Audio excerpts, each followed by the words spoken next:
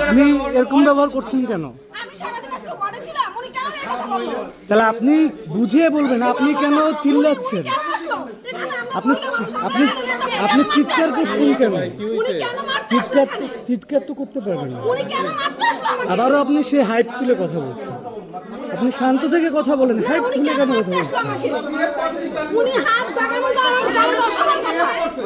তিনি কি হন? এই যে যিনি মারা গিয়েছেন তার কি হন আপনি জানেন? আপনি জানেন মারা গেছে কি জন্য আমরা কেমন